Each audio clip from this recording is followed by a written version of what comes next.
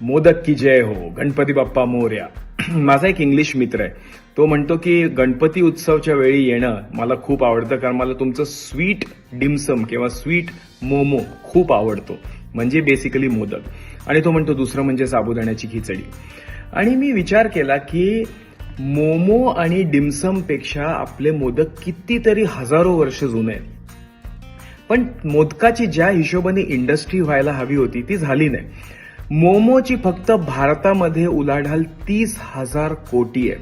म्हणजे अख्ख्या गणेशोत्सवाची उलाढाल 30,000 कोटी आहे, फक्त मोमोची उलाढाल इकडे 30,000 कोटी आहे.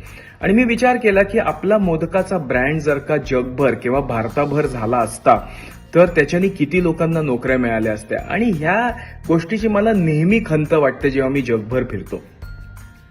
तुम्ही बघा की जॅपनीज फूड किंवा चायनीज फूड हे जगभर प्रसिद्ध आहे. आपले पण काही दोन गोष्टी प्रसिद्ध आहेत, पण त्या मानाने आपल्याला मायलेज मिळतं असं नाही. तर काय करू शकतो आपण? गणपती उत्सव संपल्यावर आपण मोदक विकू शकतो का? गणपतीच्या वेळेस आपले जे स्वीट व्हरायटीचे मोदक असतात, काही काही चॉकलेट मोदक असतात ते आहेतच, पण नॉन स्वीट म्हणजे ते वर्षभर आपण जर का त्याचा ब्रँड बनवून विकू शकलो तर त्याला आपलं जमण्यासारखं आहे का? म्हणजे तुझे पनीर मोदक असू शकतात, चीज मोदक असू शकतात, कॉर्न मोदक असू शकतात, वेजी मोदक असू शकतात. कारण नुसत्या एका मोदकाच्या ब्रँडनी जर का आपल्याला एवढी उलाढाल करता आली आणि त्यामुळे इतक्या लोकांना नोकऱ्या मिळाल्या तर ते किती फायदेशीर असू शकेल महाराष्ट्राला आणि देशाला सुद्धा.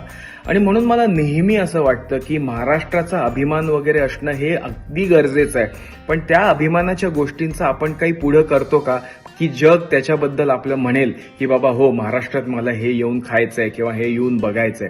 विचार करण्यासारखी गोष्ट आहे की एक गोष्ट घेऊन ते लोक किती करतात, पण मात्र आपण इतका चांगला पदार्थ असून जगभर ह्याला का नेत नाही? विचार करा.